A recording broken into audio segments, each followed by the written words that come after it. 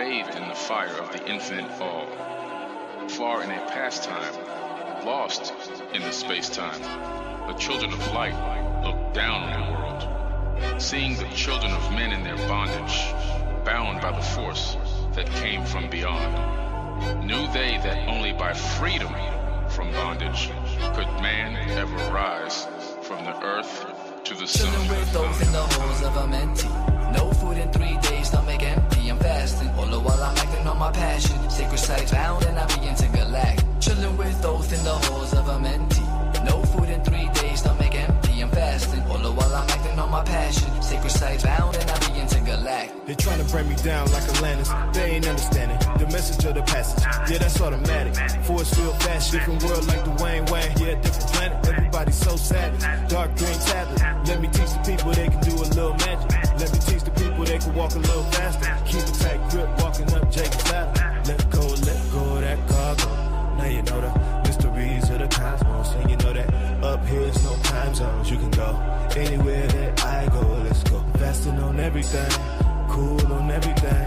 I'm back to the astral plane. I'm sick of the same old things. I'm feeling like Wu-Tang Cash rules everything. Chilling with those in the holes of a mentee. No food in 3 days, stomach empty. I'm fasting, all the while I'm acting on my passion. Sacred sites round and I begin to galactic. Chilling with those in the holes of a mentee. No food in 3 days, stomach empty. I'm fasting, all the while I'm acting on my passion. Sacred sites round and I begin to galactic. I'm one with my mind, body, and soul. For the love that I am, taking over control. Got my soul integrating as my mind got divided. I feel my consciousness with light, then I begin triple-sided. My glands started expanding and started commanding. My thoughts and emotions, my body was standing in complete darkness. I was cold and heartless. Till meditation had your boy feeling thoughtless. Geometrical pattern started manifesting and started blessing my path. I started feeling the wrath from within. My pineal getting bigger. Got my DNA activated, my mouth's getting sicker. That's when Tho stepped in as he looked me in my eye. Astro projected out, Story Lila to the sky.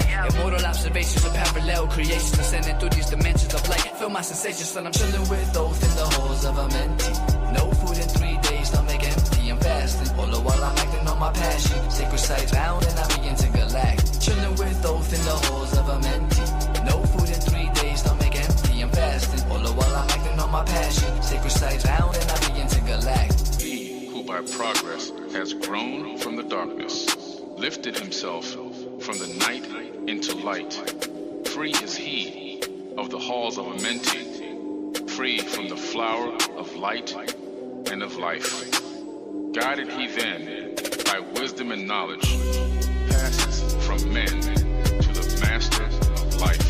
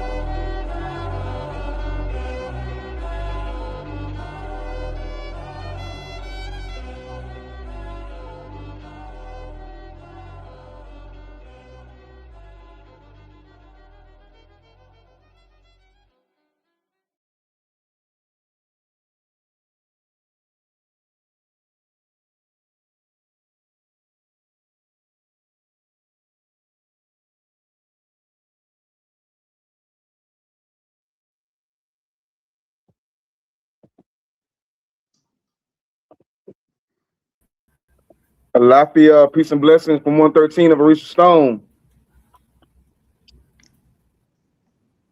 Happy Matriarch Monday. I say, how y'all doing tonight? Big shout out to High Priestess Mood. Doing well. And big shout out Melanated Immortals. Y'all do not play. I'm talking about y'all don't play the whistle.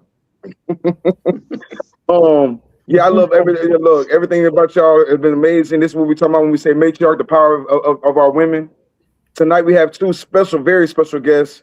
The tribe been getting on to me the last couple of days. They're like, how have you had these great goddesses on all these shows and you ain't put these goddesses together yet? We need goddess Mayat and goddess April on the show immediately. I just do what the people ask me to do. With no further ado, though, High Priestess, how are you doing tonight? I'm doing well. I'm doing well. Excited as usual, you know. And please, just because I know right now we're merging universes. You have your own galaxy and universe and everything else, as well as Goddess April. Would you please introduce yourself, just in case they don't know who Melanated Immortals and Goddess Mayat is? All right. So, yes, my organization is called Melanated Immortals, Making Evolutionary Changes. Our mission is to shift the global consciousness of the melanin dominant population, establishing an everlasting legacy of divine frequency beings with immortal health and immortal wealth through the application and remembrance of cosmic knowledge. And so we do that in 3 different ways. One is by operating in and using the calendar system of the OMEC. We also, I said nothing. Oh, okay. I'm sorry. I thought I heard you say something. The other way, another method is through what we call womb evolution. And we talked about that a little bit on here a couple of times, which is to show women their womb power. And that's not just our women, that's also our young girls. Because the girls are coming up with their cycles 8, 9, 10, 11, right? And so we don't want to just teach them that means you can have a baby. We say that's just one mode you can put your uterus in, right? It's not the mode. And so we teach them their womb power as soon as they begin to have their cycles. Then we have our galactic mothers. Those are the ones that are, operating in families. And then we have our wise women. And those are the ones who mimic what black holes do, right? And so we have a whole system that we talk about with that. And then our third way in which we are helping to shift the consciousness is through the melanin frequency vigil, which we have been transmitting since the fall equinox of 2019. And so that was right before COVID. We began transmitting 52 frequencies each week, or heptad. And we've been going strong now. We're about to go into our 8th year.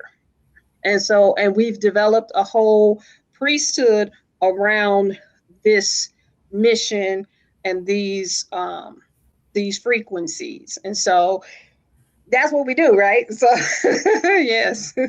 Yes, ma'am. Yes, ma'am. Thank you so much. While each one of us is talking, we'll mute our phones so it don't do that little echo. Goddess April, how you doing tonight? I'm doing well. Thank you so much. Thank you for the opportunity to be on. Oh man, the pleasure's all mine. And also, would you please introduce yourself? Like I say, this is different galaxies and world bridging, a lot of multiversal activity right now. Can you please introduce yourself to the Melanated Immortal family? I will. First, let me honor High Priestess. And it sounds like a wonderful work that you're doing, sister. So quite an honor to be on the call with you. Thank you so much, Brother Orish Stone, for allowing me to be on. I do spirit work as well, right? We all have that destiny that we're following, right? So my community is called the Spiritually Gifted Community. And like myself, it's a community of people who are intuitive and with prophetic abilities with different backgrounds, right? So different religious background, spiritual journeys. And what I do is I train people on that. I'm an oracle, I'm a Sybil, and I've lived many lifetimes. I've come back to this lifetime to align the goddesses, to help in that process in doing so. And I do that by providing tools that can be used to uplift yourself and connect with the cosmos. So I create connections from Earth to the planetary systems through many different modes, and also through sharing conversations, readings and connections to your ancestors, to those people who have passed away in your life, and also to connect you with information about your own destiny. So I that's trust it. part of what I do. I'm also a filmmaker. So I have a film. It's called it's called Spiritual Gifts, and same thing. It explores the lives of people with intuitive and prophetic abilities. That's at www.spiritualgiftfilms.com, spiritualgiftfilm.com. And there is, we did episode 1, so you can take a look at that trailer on that. So many people have spiritual gifts, right? You have intuitive abilities, you may dream, and a lot of things come to you, and this may be how you may know what your destiny is. And so what I do is help to give those tools and understanding of how this works, help you with the language of that from whatever background you come from, being a supportive system for whichever way that the spirit is guiding you. And yeah, that's a lot of what I do. And I own a store actually downtown. It's called the store downtown is called The Inner Architect for Body, Mind, and Spirit. And in here, I do spiritual work, and I sell and provide services using those chakra healing properties, such as I have special teas that I put together that are aligned with the moon and the planetary systems. I also have healing teas, candles. I have botanica items here as well. And I do readings and also connect people with their ancestors. So that's part of what I do. I have an IT background, and I analyzed computer systems for airplanes most of my adult life. And now I'm rolled off to doing this kind of work. So I'm just grateful for the opportunity to be here tonight and to just share whatever I can that may be useful to someone. I shall say. I hope there's not too much noise in the background because all of a sudden it's hot outside right now. So my lawn person just came outside. He cutting grass right now. But I love that you brought that up. I was just about to tell everybody, go ahead and get your tea, go ahead and get your wine, and sit back and relax. It's gonna be a good one tonight. Tonight I wanted to bring you guys together because I talked to both of you, and you have a very similar energy. I also talk about matriarch economics, and both of you also are serious about that too. Not just talking about it, but you have something to show for it. Melanated Immortals has a great website and network, and Goddess April, she has a storefront location as well. When is that open, Goddess? It's open now, actually, 218 8th Street. That's in Augusta, Georgia, downtown. And we look forward, Brother Arisha Stone, Brother Nabi, of even carrying some of your beautiful work that you have, the stone work that you have, right? And we had that quick little conversation about the importance of stones, right? And how stones are not just stones. And people pick those up and think that, oh, this is so cute. But actually, there's energy for those, and there are correspondences within the human body, but also there's correspondences to the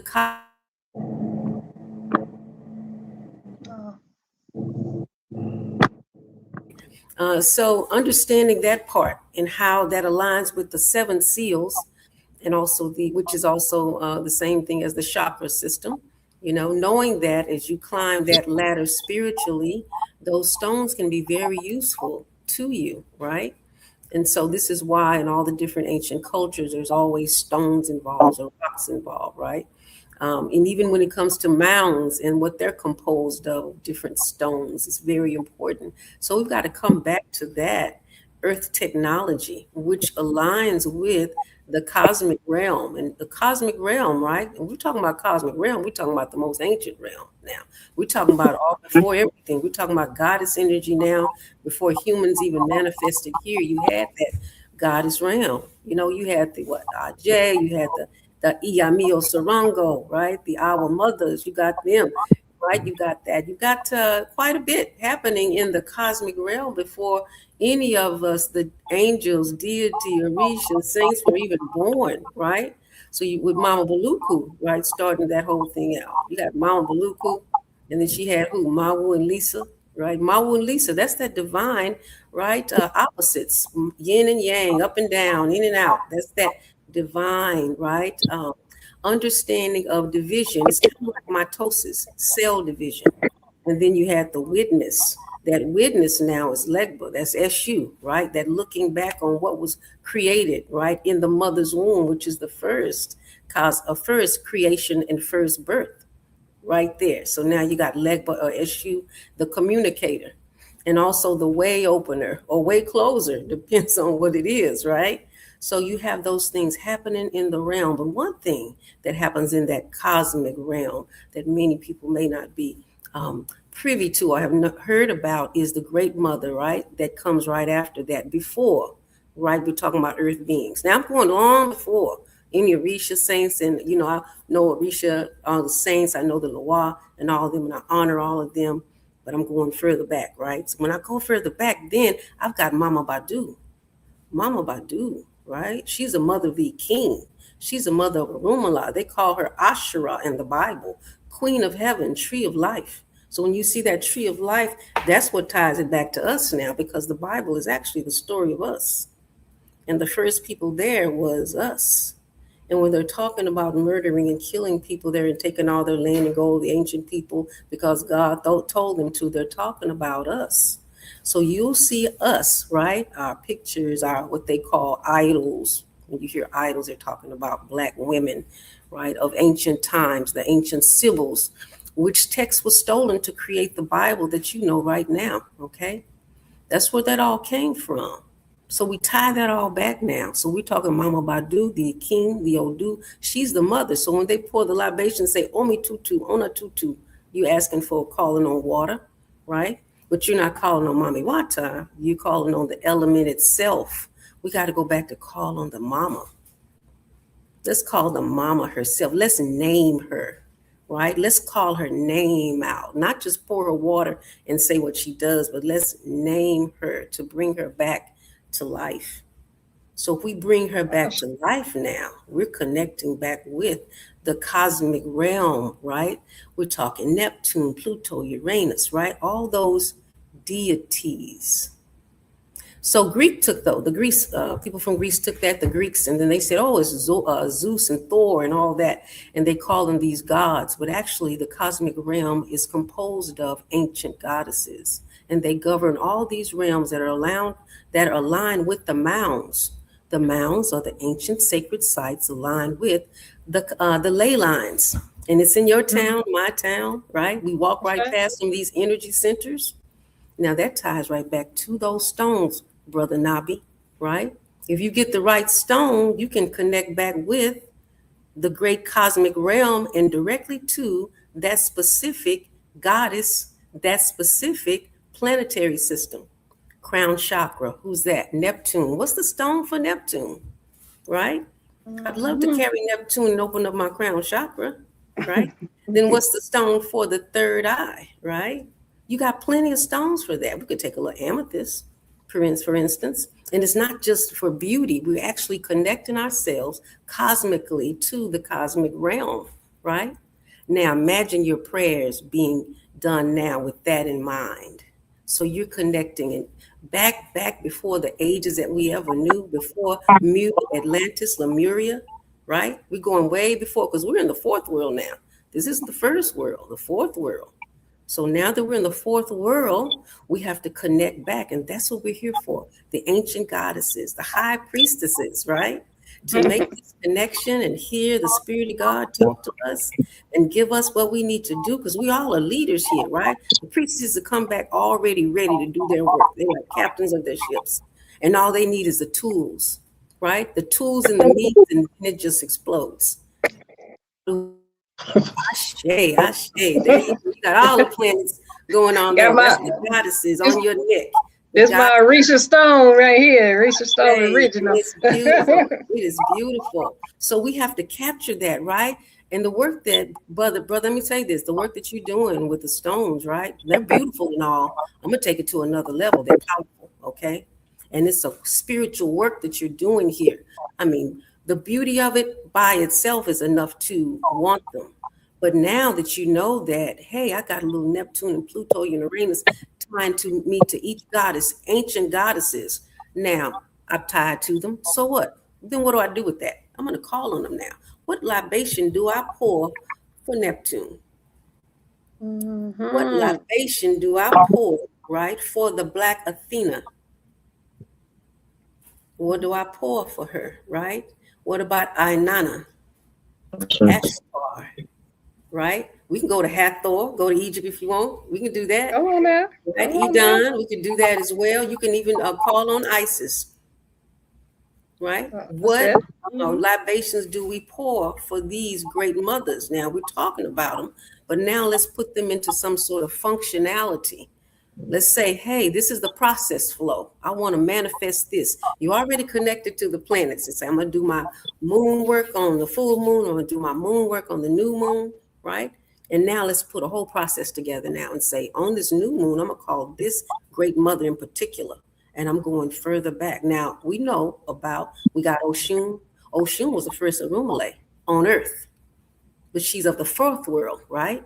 There had already been Lemur Atlantis, so we had the ancient mothers of Mami Watas had already been here, had already done what they did. Then she came to Africa, because if you keep in mind now, bear with me for a moment. Now, if you're looking for truth, I'm going to give you a little bit of that. Now, if you're looking for just tradition, you may think, okay, but let me tell you this, the oldest place in the world is up under your feet here. I say. 3.6. 3.59 million years ago in the Americas, right? So we're the oldest people here. So we founded all this. The Lines, we did that. All this architecture, Tartarian, we did that. It's still here. They're tearing it down, right? All those bells that ring, those different frequency bells that connect with the cosmos and your chakra systems, we did that. And the buildings are still sitting here. But what is the second place, right, that we founded?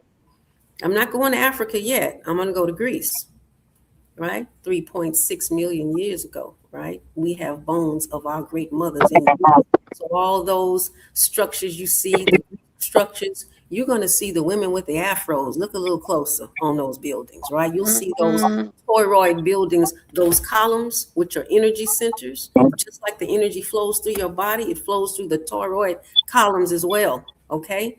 We mastered that architecture, okay? We did that. Now, let me align this, okay? Because we're talking about 3.5 now million years ago. And then we had our sons. We had our sons about 80,000 years ago. We had our sons. So we had XX chromosome, then we had our XY, and we had our baby boys. This was the first case of a change in our genetic structure. Now, we're going to always have that, right? It's going to always be a change, right? When it comes to Earth, when it comes to how the universe works and nature works. And then later on, then we start seeing our Egyptian pieces now. We see Amun-Ra, we see all the more patriarchal religions. But before, that's it. Right? Before, right, it was the great mother. Now we got to come around and make that full circle and give her our honor back, because it's her job. Right? It's like sending someone out now to be an electrician, right? And you need to get your electricity done in your building, and you keep sending someone out to do it, but they don't have the skill set or the electrical force to do it. Right. So we're skilled now to rewire Earth to the cosmos. Only we have that skill, right?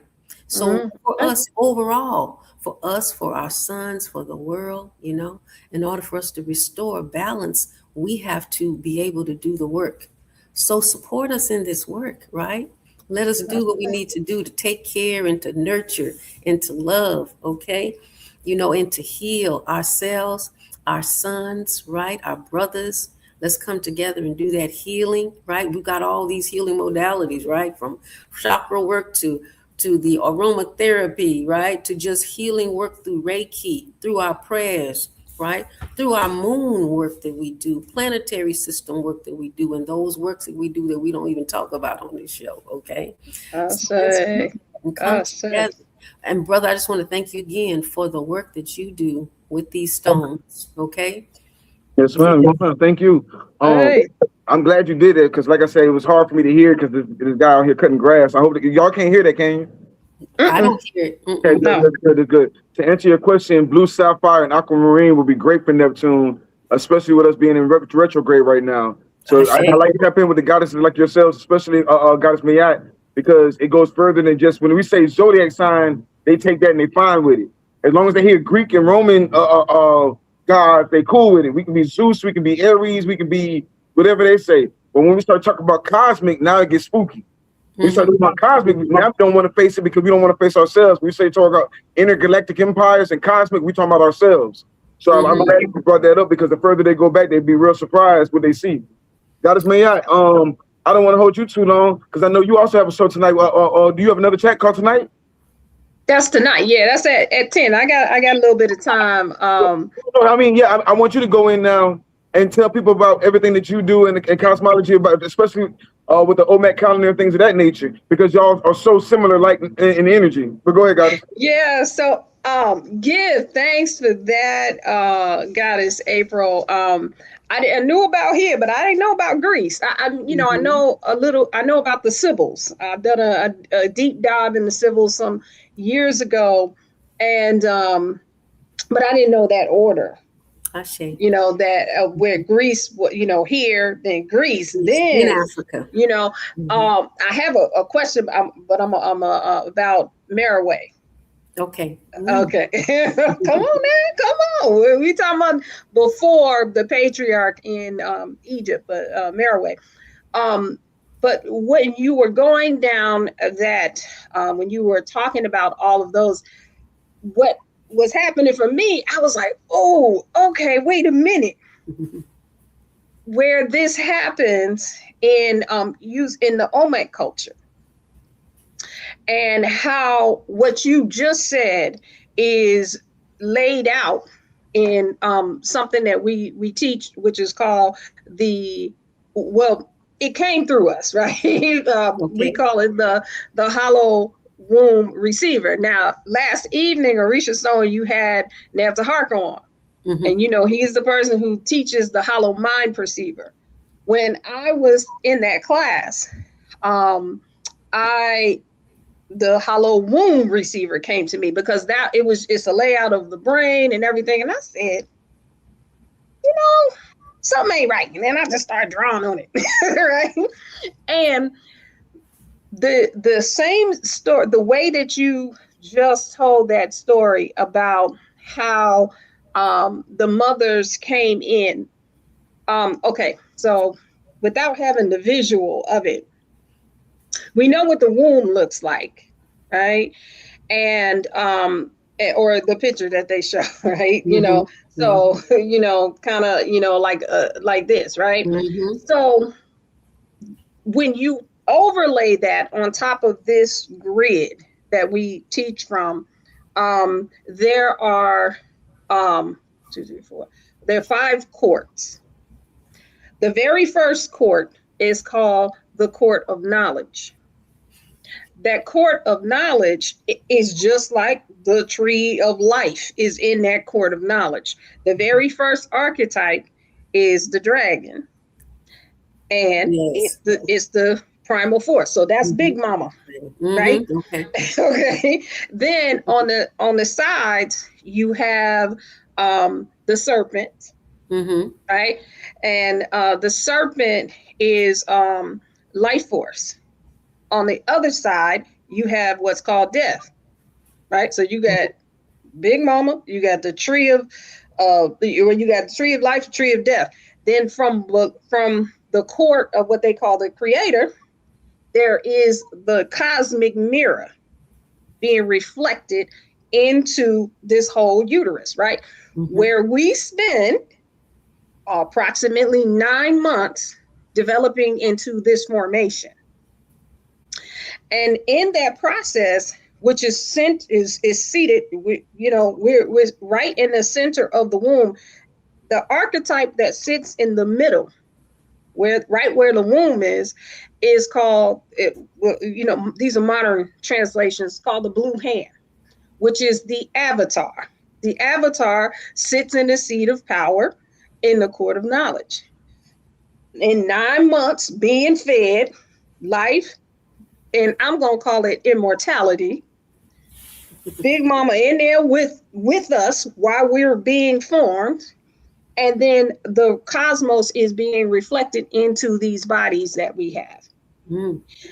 Once the water is broken and we start the contract, and we got that from, we began this contract that we have now on Earth. We go back, we go down into the court of the creator, which is where the cervix is, because you know it's a circle and a dot. That's we got those all over our bodies. The eyes, a circle and a dot. On the tip of the penis is a circle and a dot. The cervix is a circle and a dot. Everywhere that is like a sign of creation, the circle and the dot, right? So coming through the cervix, as the cervix is opening, right? And we are, the cervix is, what is this? What do they call it when you go in this diameter, that diameter? Dilated. Thank you. I said diameter and didn't say dilated. I mean, come on, man. Anyway, so as the cervix is dilating, the head, the crown, is right there in the court of the creator. I call that the last conversation with God. Right? So you're right there, you're in the court of the creator. There are 4 archetypes around that court. One is the red earth, which is the navigator, right? It's evolution, it's synchronicity, it's telling us how to, and it's red. So in this cosmology, red initiates, white refines, blue, black transforms, and yellow, come on now, come on. Nice. And yellow completes cycles. By the way, Orisha Stone, I think you and her are the same archetype. It wouldn't surprise me. Remember when I was asking you about your kin number? This is the goddess that did, her and OJ Yemi were the ones that put me on kin numbers and things of that nature. Would you like to? Actually, Sister OJ Yemi did a kin number for me. Okay, what is it? I'm trying to remember what it is. Just tell me the words. What's your number, Bob? It was a number she gave me. Did she say it was a something Skywalker, wind? No, neither of those. Say the wrong thing. Okay. All right. Well, we definitely got to shout out Mama OJ Yemi, because Mama OJ Yemi is the one who made all of these connections, and she just continues to do so. And so definitely we want to give honor to her. Okay. I get to tell me. I know there's yellow involved. Yellow. Oh, yellow. Yellow and the serpent. Yellow. Okay, so that's either going to be a star. I connect the heavens with the earth. I connect sun, a yellow sun. The yellow sun. It may be that. When she was giving it to me, I had a lot of emergency stuff going on, and she sent it to me, so I didn't memorize it quite yet. But yeah, she said heavens to earth. I'm thinking it's the sun. Okay, the enlightened one. Did she say anything I say like that? Yeah. Okay. Anyway, that was in it as well. And I'm not surprised. I'm a Pisces. So I'm a Pisces. I'm an old. Yeah, but you know what? It doesn't align with that. It's 260 days between each one. So you could be a Pisces or Aries, etc., and be the same thing. But okay, we're gonna see. It might be a sun. Okay, all right, but okay. So what was I talking about? Okay, you're dilating, right? The crown is in the court of the creator. While your crown is in, a warrior. Okay, now see, I would not have picked that, but okay, I get it. Remember, I said, it's some wind in there. It's a wind in there. The winds channel the warrior. Okay, yeah, I've got a lot of that. Okay. A lot of wind. Yes, so that's what it is. Okay, all right. Because I was trying to figure it out. All right. Okay. So the head is crowning. Our crown is in the cervix, and around it, you have evolution and synchronicity is being put as we are dilating, as we getting dilated. This is going into that crown. How to navigate, right? The cosmos is continuing to reflect into putting it right here in this crown, right? Probably also in the back of the brain so we can remember. Then you have the blue storm. The storm is telling you how to change things, right? How to be the storm is called the world changer. And so telling you what to do, how to transform, and how to self-generate. You're immortal, self-generate, right? And finally, if this is your archetype, you come through, before you come into the world, you come through the enlightened one. Everybody is the enlightened one.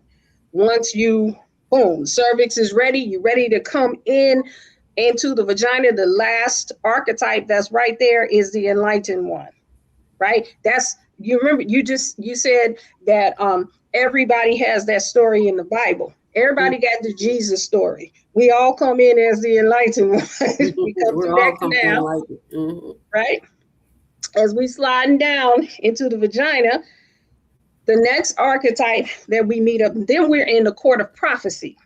Mm. So we are getting our prophecy whispered to. So as you know, there are the so-called Kemetic or Egyptian goddesses that whisper. There's one that gives you your name. There's Neskenet, the one that, and then the one that breathes life force into you, right? All of those energies are right there, right? You have the Skywalker that sits in the seat of power in the court of prophecy.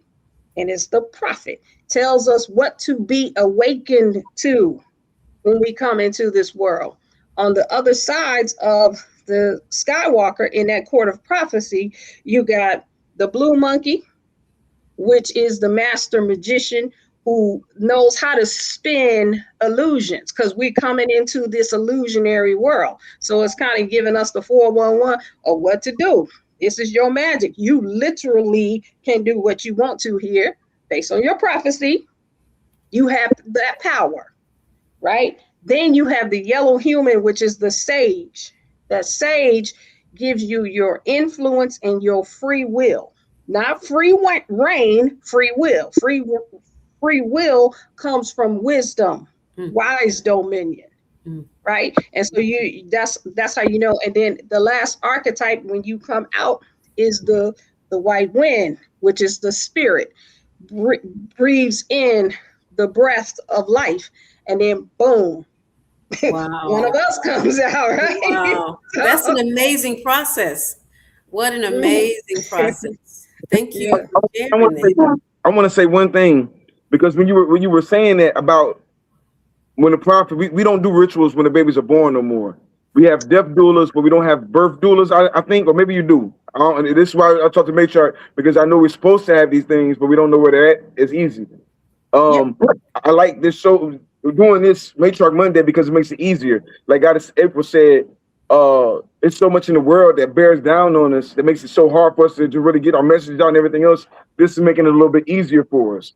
You know what I'm saying? When somebody first told me my kin number and everything, it was maybe about 3 or 4 years ago, and I didn't pay it no mind up until I heard somebody that was in harmony with the frequency of talking about it, and I could sit down and tune in. You always talk about the tones and things of that nature. We talk about crystals, we got to talk about vibration and tones and things of that nature. Right now, I think we're in we are on two. We're on the magnetic moon. Yeah, but I think right now we're in Mercury retrograde and Aries. Knowing the difference between what is real and what is fantasy will be blurred. A period of misunderstanding, confusion will occur. So be mindful. That kind of feeds back into, I can't remember exactly how you said it, but it feeds back into that of understanding what's real and what's fake, and really stepping into our power. Once you know your archetype and know these archetypes, because you already living your Goddess April, before she knew her archetype, she was already living it. Before I knew that thing about a skywalker or a sky serpent, I was already living it. And then when you find it, now you walking with it. By any chance, Goddess April, you watch Game of Thrones, House of the Dragon?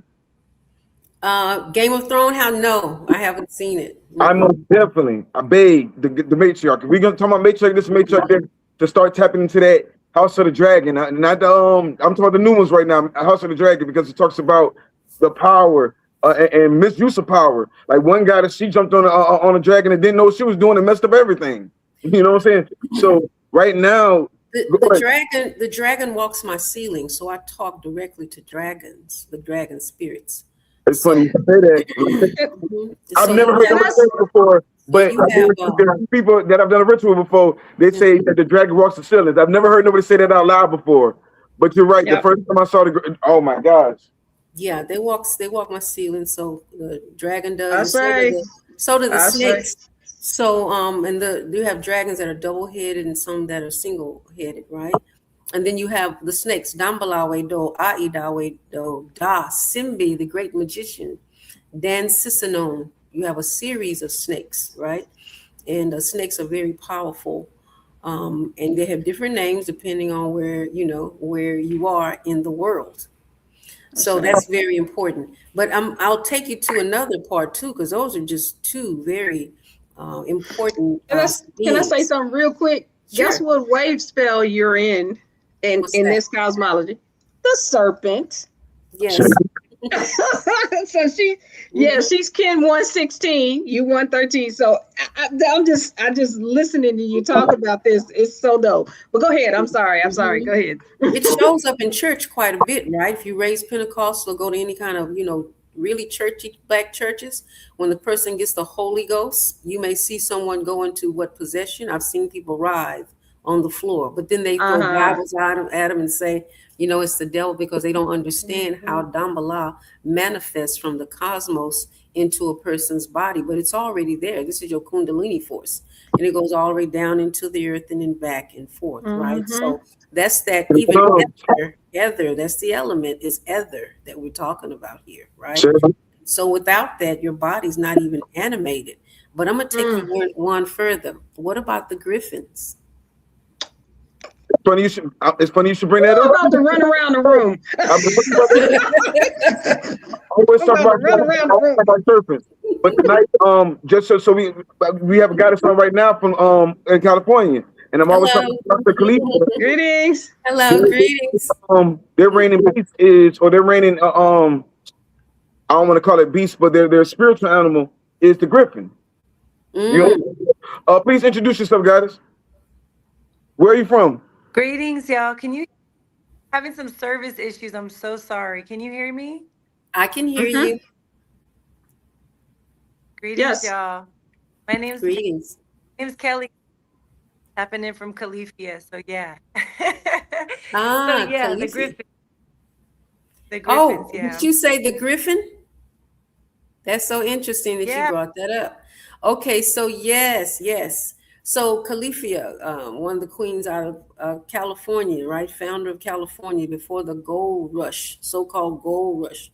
These are mound builders here, the ancient people there. Her trained griffins, before they pretty much took them all out, was real beings, right? So what are they? A combination of snakes in combination with wings, and they protected her. So a lot of these ancient beings they've gotten rid of, but she's coming back.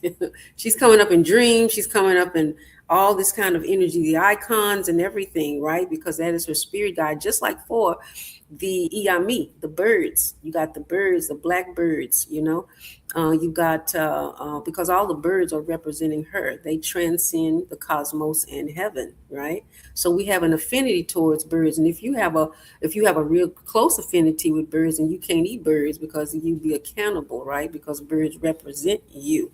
It may make you sick to eat birds, give you arthritis if you eat birds, right? So that's another thing. We have to start honoring these planetary, right? They call it from the cosmos, because they can fly pretty high up and bring back energy back through to the earth. So let's see, did we lose Kelly? Okay, let me ask you a question, guys. But we're going to come back. Now you say that, I hear that a lot, right? But she says her service keeps kicking her out. We're going to get her back. We're going to get her back when we figure out her service and everything. But you said something amazing, because I don't eat fish for something similar to that. Anybody that's like that works with Mama Walter shouldn't eat anything from the sea. Yeah. Now you said that about the birds, except for the fact that hawks eat other birds. Yeah, but that's hawks. There's some rules, right? There are some rules when it comes to people who are associated with certain animals, right? So it may not be everybody, but if that calls you, then they're, and I think for a lot of Black people who love chicken, right? Just chicken, they've given us so much chicken, and we're eating birds. So, and many of our people have an affinity with the ancient mothers, the Iyami or the Ajay, right? And they're eating birds, and they end up with arthritis because you're eating yourself. So you're eating your bones and your muscles. You're going to have pain when you get older in life, right? And so I learned about that actually through a reading that said that to me. It said you can't eat birds because of, and I said, oh, interesting. Or later in your life, you'll end up with issues with that, right? And so I found out about this. Okay, so same for whatever it is your taboo is. It's important that you know your taboo, because if you walk over that taboo, there's a price to pay, for that. Sacred birds or sacred animals that are sacred to you, you don't want to eat it. See, somebody just said I get sick eating chicken, my body rejects it. It will. Because I'm gonna have to show you some artifacts. It's so weird because they deified it. We don't understand that there's a serpent chicken. I can't remember that name. It's a praxis or something like that. But in all that, we don't acknowledge that the chicken is a god too. I know that sounds crazy, right? The same in India, the cow is a god, but we eat cows over here at McDonald's. Let me show you something. You saying so much, and oh my gosh, you really blew my mind with that. Hold on, I'll be right back. Keep going, guys. So is cows are considered the sacred mother. You see Hathor, and you see the cow there, right? And so even with the cow horns and the bulls are too, but the cows represent the and men herds is the uterus. And so but it's interesting that we've been fed cows here, birds and cows, eating these sacred animals, And oh wow, yeah, that looks like the Wizard of Oz birds with the apes. I'm trying to get that for a minute. Wow, that's where awesome. Where do they come from? The homie. Look at that. Yeah, look, they got hands as well. Look at that. Oh no, they're little warriors, sent for the king. Okay, so so they have an affinity with the birds, so that could be maybe or an Ajay, You can have some conversation because I have so many different things that were gifts. I'm glad you brought up about the roots reading and the taboos, because sometimes I question my taboo because I'm like, man, really give me the real deal. You know what I'm saying? I see so much weird stuff when it comes in the Ifa community and how they really be on some. They only use the energy or certain things against each other. They only had the energy for the right man, anything like that. They most of their conjure wars be amongst them their own. Okay, so let me speak, right? So as a person initiated in Ifa, right? As a person initiated Ifa, but I'm also initiated in Vodou, and I'm also a minister. I have my Gohanzen in Buddhism. So let me say, don't throw the baby out with the bathwater now. You just got to go far back enough. And let me tell you why. Because and I say this with all due respect, to every religion and every priest, priestess, and everything. And so with that, if you look at this from a historical perspective, how Ifa is practiced today in like Nigeria, that's like 10,000 years old. But that's not originally how it was practiced, because it's patriarchal now. If you look at the name of God, it's Obatala, and that's a male. We know that there's no male, right, that created the universe. So a lot of the names. If you look at, I'm sorry, you got Obatala, you got Obatala is the one. Olodumare. Thank you. That's what I mean. Olodumare, yeah. Olodumare, right? But the same for Obatala, right? Obatala, Arumala. What is Ifa? Yeah, it's Ifa. She who molds one can't fail to impress one. Okay, so that part about molding human beings, right? And so with that, in this patriarchal religion, patriarchal way they do it now, which is much later than the Afa, which preceded that, right? So now the way that is practiced by a lot of people is a patriarchal way, but it didn't start out that way. So that's 6,000 years old.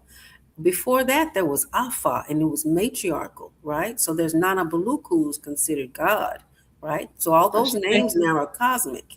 So it wasn't until much, much later. We're talking about 4,000 years later. Then now we look at Ifa, and it's mostly Babalawos, and I don't mean any disrespect at all. I'm just speaking truth to this, right? And so they're doing whatever work they're doing. Now, here's the thing. Don't throw the baby. I'm going to say, don't throw the baby out with the bathwater, because it may have helped you at that time. It could be that Oshun came to rescue you. It could be that Ogun, stood behind you while you needed that. But perhaps you'll grow now, right? Maybe you'll grow and the spirit take you on your journey. And now you're looking at some more ancient deities. No, about it, I never, ever disrespected Orisha. Yes. Listen, the first thing about it, I didn't find out about the Orisha from Africa. I found out about Orisha from a four-way Mississippi. I found out about Orisha over there in New Orleans. But the first thing I heard of was Mama Wata and Papa Legba. That was our culture down there. And then we found out we were connected to that's what confused a lot of people. They'd be like, man, you say this and you say that, but you got to pledge allegiance to Africa. Man, Papa Legba was right there in Gulfport, Mississippi, in Greenwood, Mississippi. I can take it the four-way. So I didn't know about an Oshun until I came back to Florida. Totally, and it precedes. But the funny thing about it is, what you just said, it makes a lot of sense, because when I was studying in New Orleans, it was so weird, because in New Orleans, they would always say Abatala was androgynous. Oludumarme was androgynous. Yeah. Florida, and it became masculine. I'm sorry. Androgynous, because you're talking about the beginning, right? Oludumare as well. Oh, really? Okay. Okay. So in order to birth, the mold human beings, right? So we're talking cosmic now. This is before Oshun, Ogun, any of them came down with that chicken, the rooster. See, they brought a bird down. Chain. They brought the bird down on the chain, right? But this is the fourth world again. So we have to put that on a timeline to see. And you may travel from the newest religion, some of the new religion, which is Christianity, all the way back through Islam, all the way back through, to some Buddhism, which is again patriarchal religion. But there may be something you need. So go get whatever the spirit guides you to get. You may have to learn meditation from the Buddhists. You may have to learn some real good discipline from Islam and how to cook good as well. You may learn that. Whatever it is you need to, the spirit's going to take you on your journey, right? And you're who you are today, but you don't know what you're going to be doing. You may be in Timbuktu tomorrow. The spirit may send you to Timbuktu to go learn something from the ancient priests down there. You don't know, So it's all one, right? We're all connected here. And, if you get stuck on one thing, you may end up stuck and not finish what you came here for, because it may not be in one place. And right, brother, I know for you being in New Orleans, you're already there. You're raised in it. You're already around it. It's just a different name for it in different ways. People work with Legba, for instance, right? And the deities, So we have to connect it. We connect the dots. But not only do we connect the dots, we understand the timeline and understand where these particular deities stand. Again, if we go back to the ancient goddesses, that's going to the core. We're going back to the core now, right? Because we have to go back. If you're going to restructure a house or restructure, whatever architecture you're working on, you're going to have to go down to the roots of it, right? I got to go back to the foundation. The foundation starts from the cosmos. So you got to go call on the great mothers. It's time for the great mothers to be called on. I'll say it, and I in the Kemetic culture, there was always, at minimum, there was a balance. But if you study further, it's the same thing. You're going to go back. It's going to take you back to the original. Right, which is always the mother, always. So there's Nit, and they changed her over time to Nieth, right? And she was never just a warrior or somebody. She's the weaver of the universe. She is. They have Nebutetcher, right? The primordials. There's always the male and the female in all of the directions. The mother always comes first as the guardians. So when I was going through my initiations, I started. It started with I took one of those DNA tests. This is when they were first doing them. It was before it was on TV. The Black people who do them, they're actually right here in Washington D.C. Okay, all right, that's Benin. Right? Yeah. That's huge. It is. Yeah. Really big. Yeah. So while you were talking about the great mother, I brought out one of the first great mothers. They don't want to look in the mirror and look at themselves. Wow. So many tell y'all the reason y'all, you know what I'm saying, y'all act like y'all antennas broke. Y'all don't do your hair no more. Like back in the 80s, early 90s. Come on now. Look, the original mother, this is a version of the Oya or those up under the oh yeah. Okay. Awesome. I see. Mm-hmm. Beautiful. Wow. Mm-hmm. The people who the Black people who do the DNA testing, they're here in Washington, D.C. They started here. Dr. Kittles and Gina Page, they started here.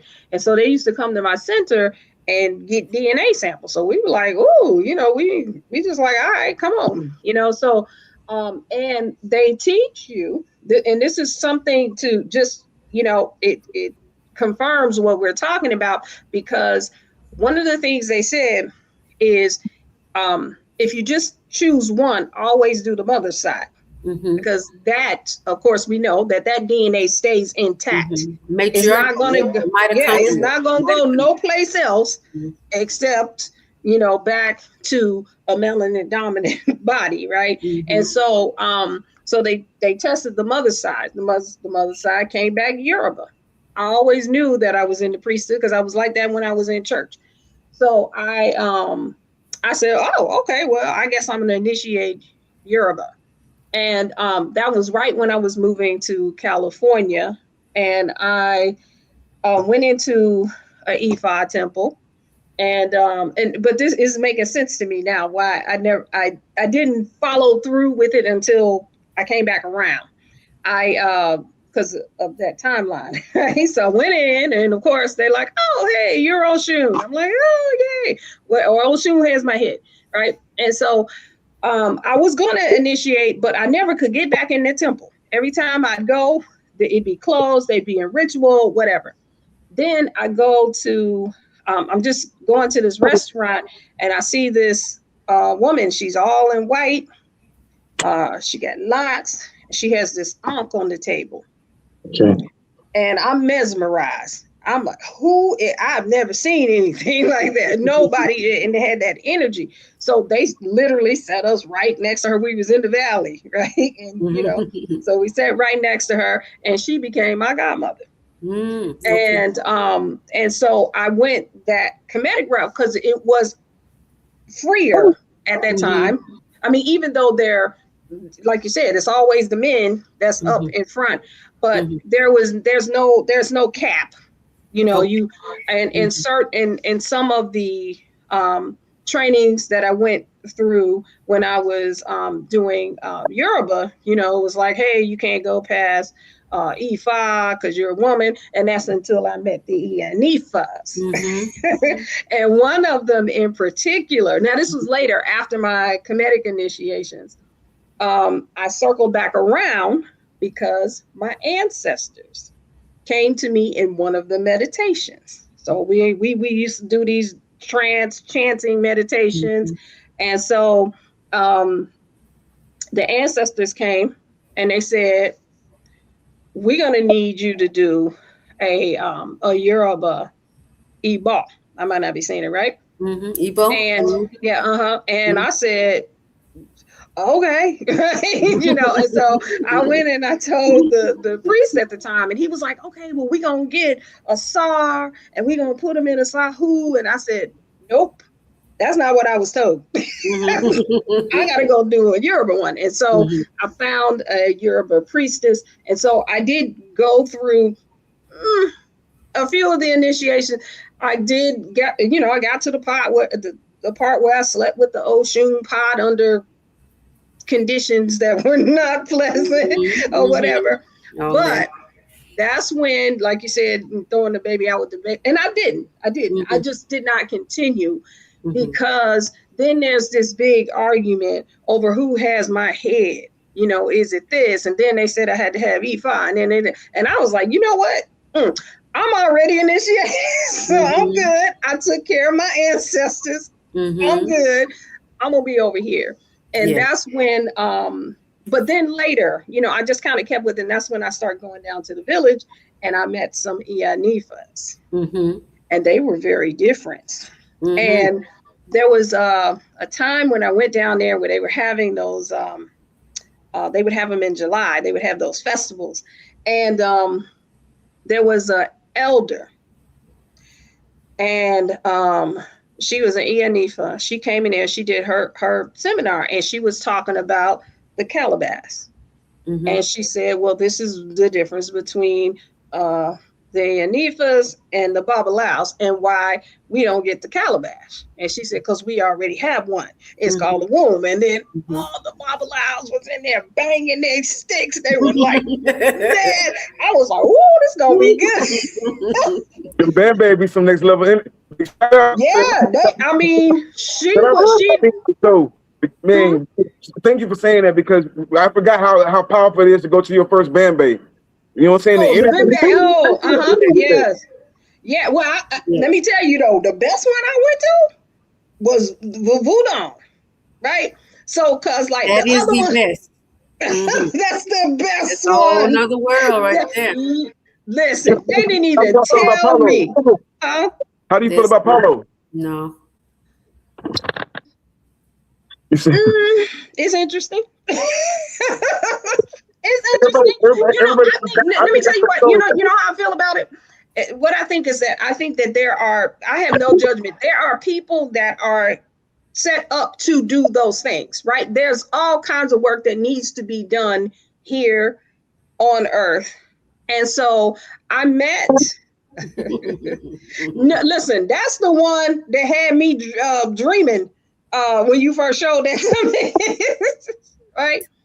I know a sister who she got her, you go in her house and she got her shrine over here. That's just the voodoo, right? These are her ancestors, right? And then she got her Palo stuff over there, right? And she has a great balance between those two things, right? You and I know somebody who's off balance with that, right? They don't know what to do and it drives them crazy, right? Like you said, they get on that dragon and they don't know what to do. They start acting crazy, thinking they're here to control people and all of that stuff. Yeah. So I think if you know what you're doing, and I think it takes a special type of person who has really done a lot of mental work. You said it earlier. Actually do that. You said it earlier, wisdom. Like some people took a lot of steps to go to this and that, and a lot of people pay for titles and this and this. That's why I said when it comes to the men, that's how I felt. But when it comes to the goddesses, I've seen real deal Holyfield. You know what I'm saying? Big shout out to the Iamin. Big shout out to Tahir RBG, OJ Yemi. Like I said, Tahir RBG is a big influence in my life. So yeah, no, I just paid attention to everything. I learned real easy by watching. It's a lot of. I just started seeing how they act towards certain people or they do certain things, and it be shiesty as shit. But like you say, that be anybody with power. That's the thing. Well, I don't want to see nobody else with power. You know what I'm saying? To make sure it's balance. Yes, ma'am. Can I add a little bit of something to that?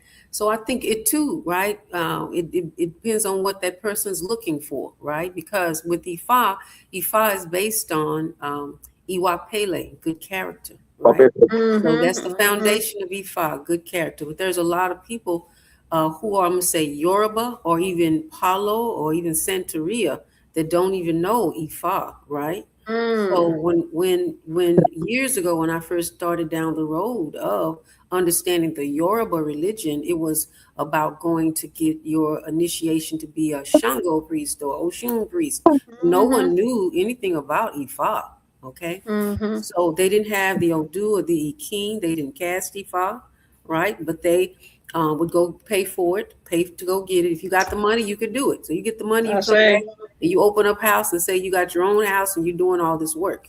So the difference there that I've seen, and that's with all due respect, for Paulo does not follow good character. There's no rule. I'll say that. There's no rule. And what I've seen is that it's more about the power that I get. Let me get, this is the power I have, and I could do whatever I want to do because there's no rules here. So I've just seen, a lot of people, in that And Power for soldiers. because you're dealing with power now, it could double back on you, right? That's right. Power though is for the soldiers. It was really meant for people to fight back against colonizers and things of that nature. It's just not everybody just loosely got power and don't know what to do with it. Just like I say, most people use they juju to put love spells on something. It don't make sense. We using spells against each other. We're not doing nothing to the landlord, the judge, the police. We're not doing nothing to the politicians. Meanwhile, Santeria, they most definitely in the government stuff, the politics, they're using Santeria. That's how people keep getting elected and staying alive, et cetera, et cetera. But I also know in Santeria, they were pledged not to teach Black Americans something that they got from the Africans. So that I kind of stand my ground against certain people because I've seen firsthand, like I said, the realest people out there taught here RBG and got his teammate out. Their whole clan, everything, Repack Nation, Juju Life. You know what I'm saying? Also, big shout out to Richard Raw. Y'all ever heard of Richard Raw? He's really, yeah, but the most definitely, I'm gonna start putting up some Richard Raw because those are the realest ones. He always talking about EYPLA and teaching that. You know what I'm saying? And they got mad at him for teaching that. Oh man, you putting too much. No, now the Apollo thing that's supposed to be for soldiers. When it's time for war, they make us bulletproof. You know what I'm saying? So I don't know. Well, here's the thing too. I think that we talked about this before.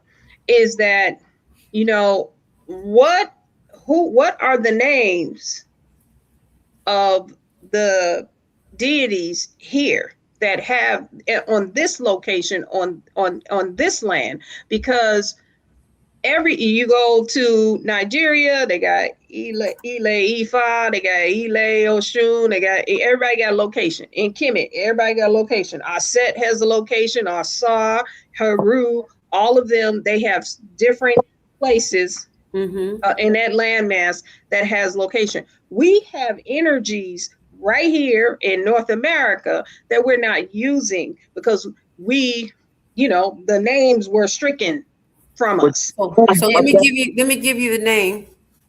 I'm gonna give you the name of the ancient mound builders, Legba. Pa'o-ola. Say it again. Pa'o-ola.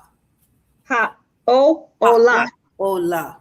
So I have the names of the deities of here, this land, okay, and who they are, and that's because they've come to me and I've talked to them, okay, and they've given me their names, okay. So in the spiritually gifted community, we talk about our indigenous people, right? So we have our indigenous deities, and it's interesting because we talking about Olmec. So the deity Quetzalcoatl, right? Quetzalcoatl came down, and I came down. It was so interesting because he traverses cosmos and earth, and he was coming down like on a chariot. It was so interesting. It was like a chariot he was coming down on, right? He had dreads, his hair was flying back and all. This is an ancient deity coming back to do work. And this was in Los Angeles about 6-7 years ago that I saw that. They're still here, okay? Oh, absolutely. Now to call their names back up. So I have those deities' names for the great mothers, because like you just said, sister, that's the question now. We're looking at all these other places looking for deities. Now, once we connect with those deities, the question is, who are you? What work do you do? How do we allocate you? Let's identify you. And then what kind of work can you do for us? Okay. And what do you require? So what libations do we pour for Pa'o'ola, right? And it's interesting because most of their names are kind of cut off. They don't have vowel sounds. It's Pa'o'ola. It has that. It has those sounds to it. And the spirit may have come to you and you hear that and it's like, what is that? But they're already here, right? It's now time for us to connect with them. They are cosmic beings, okay? So the oldest Legba now is from, right? The oldest Legba is, first of all, is a woman, right? That's the bearded Mama Legba, depending on where you are in the world, right? You're going to know Mama Legba as being the bearded one, the bearded old lady. Now you see her as Eshu, Legba, and all these different things because there's many aspects of Eshu. Eshu has many faces, but the oldest is going to take you back there because remember when I spoke about Nana Baluku, we talking about the cosmos? That's Big Mama, right? That's another thing for Big Mama. And the first what she birthed first in the cosmos, which is the cosmic womb, was Mawu and Lisa, right? Mawu and Lisa, that's Mars Satwa, Masado, Sudo, Sadia, Beji, the twins, yin and yang, right? Left and right, up and down, right? And then that third part was the witness of it all. It's kind of like a coin. Come on. Say there's a coin, there's only two sides, there's three sides to a coin. It's the one side, the other side, and that round side, right? Three sides to a coin. Come on. The third side is the witness, okay? So the witness. And the witness is going to get things rolling. Either you're going to roll or you're not going to roll, okay? You're going to either roll or you're not going to roll. So that's the atom. Yes, exactly, right? And the twins are mitosis, cell division. It's just they're telling you now that the cosmos is a mirror of the birthing process of the female body. It's a mirror to that cosmos. This is Oduduwa, the dark, divine darkness. Yes, brother. Everything you just said, it was funny. I wanted to touch on it, and I don't want to forget the point because I'm glad she brought that up. She was saying we were going somewhere else, but then you ended it saying about the twins in the mirror. Mirror reflection, right? The only reason I was studying the Congo over there because we're from the Congo over here. The Mississippi's the Congo over here. All the just said it. A leg bus from over here. Now, with that being said, the so-called native tribes, not the indigenous tribes, but the native tribes, they weren't teaching us this. They weren't giving us the codes. Where did we have to go to get the information from? We went to Kemet to go get information. We went to Kush to get the information. We went to India. People be talking about Buddha, Shiva, Lakshmi. We went everywhere around the world to find the information, not realizing they doing the same thing that they did in South Africa, apartheid. They tricked us out of spot. Yes, because we are right now we're dealing with colonization and we are prisoners of war. So we've lost our deities. They're here under our feet. We got to go back and find them and then start honoring them. And Ola is just one of them. And let me mention this because on aprilgarymedia.com, you got to throw that in there. Join, right, the class, right? I have a spiritually gifted community on Sunday nights. Wednesdays are Herstory, the missing link. I go back to the beginning of time. I'm going to throw you receipts and books and all kind of information. Don't believe me. Just look it up now. You're already a leader, right? You just need the rest of the tools and the pieces that's already in your heart. So I just got some tools. If you want to pick them up, go pick those up and start putting that together with what you have, because that's what we're doing now, right? It's time for that. It's not time to hold everything to yourself. Like I got everything. The spirit is totally downloading all the time. You can't possibly hold on to that. And there's that thing called divine timing. So if spirit gives you something, you need to speak it. Speak that word that you need to speak, right? Don't worry about, okay, well, if I got it, somebody else is going to get it and all that sort of stuff, right? So you don't speak it out. There's a such thing as proprietary things, of course. But if the spirit is speaking to you and telling you to say something in particular, I ain't going to tell nobody nothing about nothing. So when you get into that, you fall out of the divine timing because the spirit may have sent that person to you to come and get that information because they have a great work to do that may help you at the end. See, understanding that whole big picture, right? And this is where we have to humble ourselves to that kind of truth. Humble ourselves and know that the cosmos, right? The great mother has a whole big plan that's bigger than us. It's bigger than us. So just what the saints say, let go and let God, okay? You got to let go, let God give that information out. And this is a wonderful thing that we're on tonight, High Priestess, because see how we're sharing this information? Brother Nabi, you see that? And it's resonating. It's like, okay, I know this, and let me bring out that. That's why I was asking the question. I was really asking you that question, though. Like, as far as the reflection, we have to acknowledge it. That's why I say with the research and everything else that we find on this side of the land, that's why when I'm talking about the Ifas or the Apollos, all these different spiritual systems, these are systems that work. If the people didn't teach them now, we can practice those same systems on this land. Like you said, we're going to call it, like, it always starts with Quetzalcoatl and serpent skirt. You know what I'm saying? If we study up under melanated and motor teaches, the whole Olmec astrology and everything else is giving us the keys. But that's why I say I use all those different jujus. It's science. Like you said, these are lost different things that we supposed to use all of it and bring it back. Yes, I have some more to share with you too. Yes, ma'am. So there's some more here to share with you. I've got some very ancient deities, right? So, as an oracle, right, I talk to deities, ancestors that are 4,000, 5,000 years old, okay?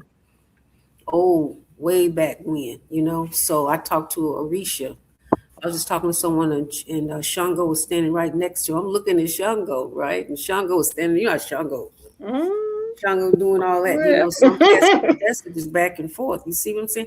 And even for Oshun, okay, for Oshun. So Oshun, so you know, think about Oshun as I'm talking right now, because I'm hearing her talking. Okay, she's like, tell him this, okay. So Oshun, you know, being the first Orumale, which means she was the first female that came to Earth in the fourth world. Right. But even here now, Oshun, she says that she wasn't able to speak the truth that she's needed to here to really talk about the things she needed to because of the patriarchy that's been going on. And even now, she's been shuttered into like a little box of that's Oshun, you know. Oshun is also fierce. Oshun is nothing to play with. That's right. You know, Oshun is an ancient mother. And she came down as a first Orumale, and her work was to do work here, but she's still a great mother. That's long before, like, you know, Oya, right? Yansa, mother of nine. She came down to do that warrior work, right? She came down to do that warrior work. You know what she was, okay? So we have to allocate and look at this stuff again from a timeline perspective. And what plane are we talking about? The cosmic plane or the earth plane, right? And it's a lot of different ones. We have to go back and pick up those ones that we lost in this most ancient place, which is here right now in the United States. So we got to go get them. So we already did. We done Africa, you know, we done all of that. No offense whatsoever. That's nice, right? And other cultures and all, right? So we do all that too. And then we can pick up our stuff now.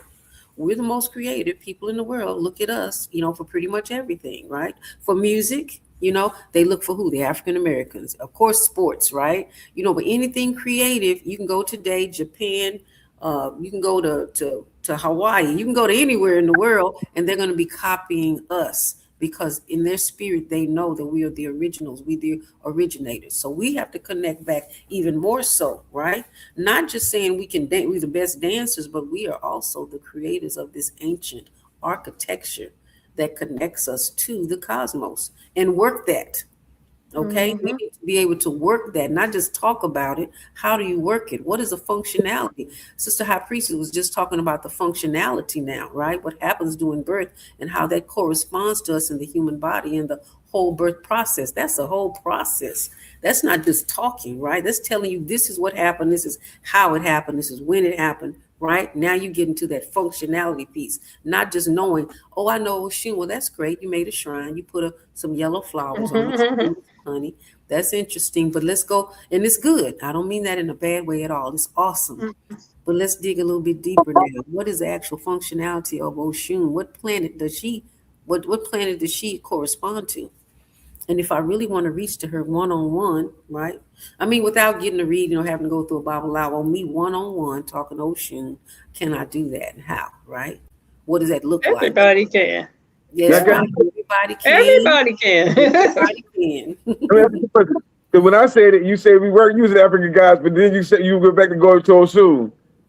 Oh, yeah. So what you said, say that again, when what? When I was talking about the gods earlier, neither here there. Is Oya, and what do you think about Oya? Is Oya the rainbow serpent? No, I wouldn't say Oya is a rainbow serpent at all. No, she's not the serpent. So Oya is not a serpent. She's Yansa, mother of nine. So no, she's not the rainbow serpent. In my understanding, okay, the rainbow serpent is different. Now, depends on where you are. If you go down to South America, there may be a tie between the two, but I've seen them separated, okay? So I know who the rainbow serpent is as a Mambo priestess, right? So I've watched that in ceremony, right? As the snakes descend, right, through the Potomaton and come down and possess someone. That wasn't Oya, right? It wasn't Oya. That's not Ether, you know. That's not what that is, okay? So but it's not unusual to see. It's not unusual to see now where you'll see deities kind of combined, depends on where it is, right? You may see a little combination of the two, okay? So, but depends on how far you go back. So we were just talking about Egypt. Now we're talking about Egypt, Osset, Osiris, Hathor, all those deities. We're just going back 2,500 years. That's not that old, right? So let's go further back. It's not that old, really. What about Merowe before? The Patriarch. I don't know Merowe. Okay. But I know we inhabited Egypt, and it wasn't called We weren't worshiping the sun at that time. Okay. Yes. And again, all due respect, but Egypt at that time was governed by the great mothers and the sibyls, and they weren't governed by patriarchy at that time in that Egypt area. Yeah. So if you go further back, if you go back to Merowe, and this is before what was the first one who what was his name? He looked like he wearing a kufi. What was the guy? Khufu. They always show him and he looks like he's wearing a kufi. And he's from the Oh, you talking about Tahuti? Tahuti? No. Way before no. The Pharaoh. Pharaoh. I think it's Khufu. Okay. Right. Okay. He was the first one in that came from Merowe. And they called that the Old Kingdom. And the Old Kingdom was when they said they were combining the crowns of Upper and Lower Egypt. And of course, Upper Egypt is south. It's the Sudan, right? There was a whole civilization there of Merowe, which was matriarchal. This is back when there was grass in Kemet, grass and trees and giraffes and elephants and all of that stuff. That was Merowe, and it was matriarchal. And some of us, when we were initiating, we did what do you call that? Past life regression, right? We went into trance and we went back there. And only the women, there was me and there was this other sister. And and it was funny because the high priest at that time, he was male. So anyway, he's walking us through, we go into this trance. And now I'll say what I know now, that might not have been Egypt. That might have been here. But anyway, that's another story. But it's still the culture was what we believe to be Egypt. So I'll say it that way. The culture was what we believed. It wasn't no just 2,500 years ago. It's way back. That's two different things then. So and they have rock formation and I've been there, right? So I've seen it. They have the rock formations where they're drawing giraffes, elephants, lions and tigers and bears on my right on the rocks. And those rocks date back way past 2,500 years. But my point in saying this is that in that culture, it was matriarchal. So we both saw the same thing, right? We were in this cave and I was this priestess and I was an elder. Or more than I know, Risha's son say I'm an elder now, but anyway, I ain't to me. I'm a young elder, right? Here we go. So anyway,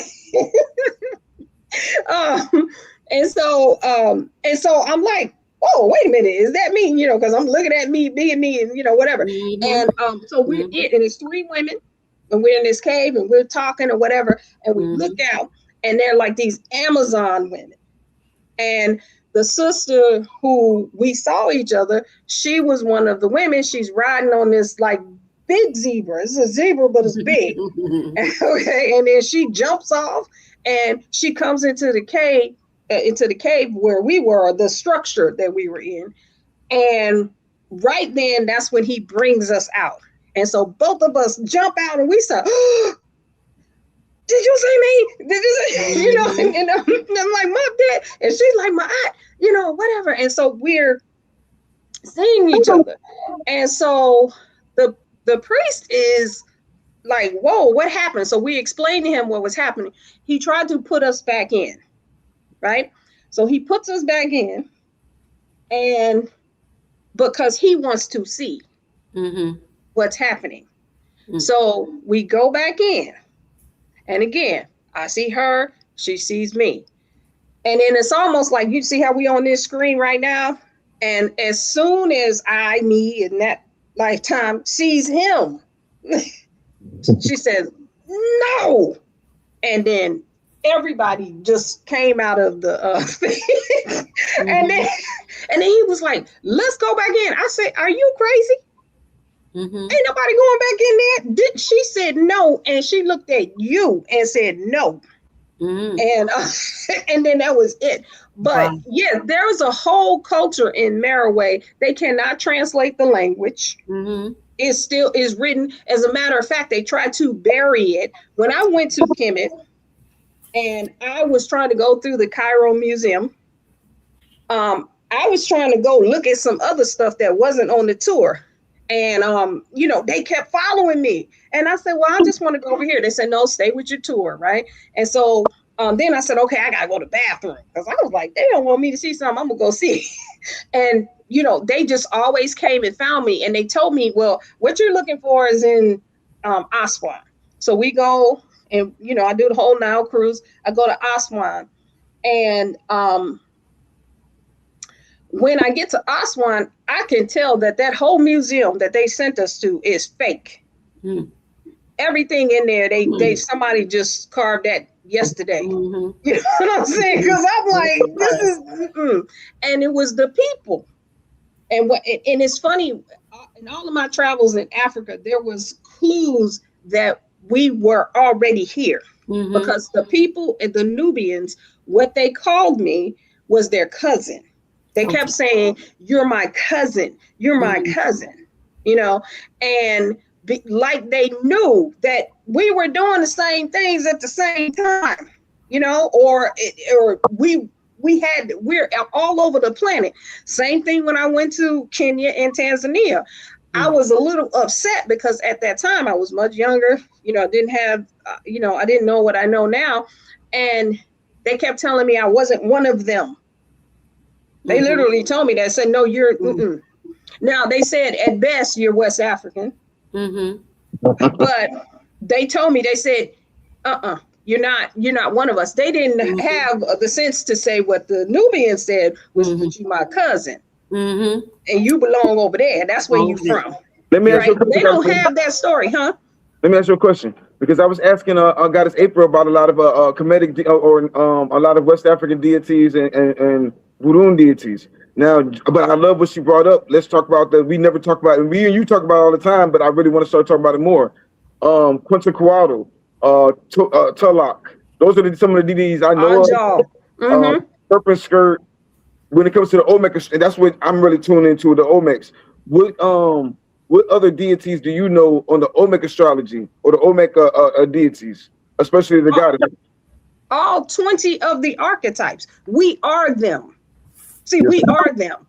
And for me, this is just my perspective for whatever it's worth. I think that we are them. And we have something called ancestral wisdom evolved. So when we have incarnated this time, we came to learn from what was in the past to evolve it so it will not be again. No, that was my question though. Them. When you say we are them, that's why, because some people might not know. I know we had this conversation all the time, but for somebody that might not know, like me and her were just talking about Oya or Oxymare or all these different deities. Now we gave them a stamp for them to go do some research and figure out themselves. These are all lessons. Like she said, we can't throw out the baby with the bathwater. You know what I'm saying? I say. We got this information. We didn't get it for nothing. Now we got it. We're going to put it right here. We're going to utilize it. But like you just said, when you've been to the Olmec pyramids, you've been to Egypt. I've been to Mexico. And Mexico is where I felt at home. So the oldest pyramid is in Louisiana, right? I'm sorry?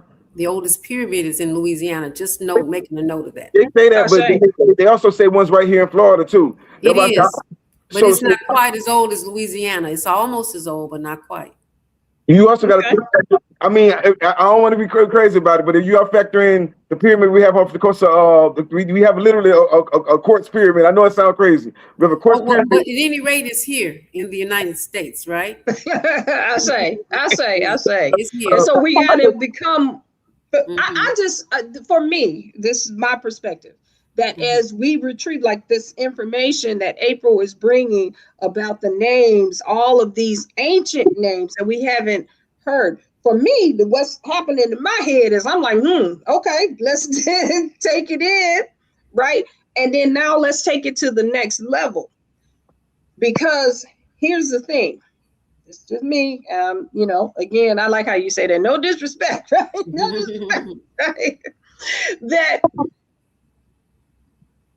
when all of these cultures that we have, that we were a part of, all of the different layers and levels of when we came in, when we were created, what we were created from, right? There are, there's a lot of information here. When, just like what April was saying, that is, when once you realize these things, then you have to know how to apply them, and then know what you're here to do with them. That's right? the important thing. If yes. Right. And so for me, it is to evolve it.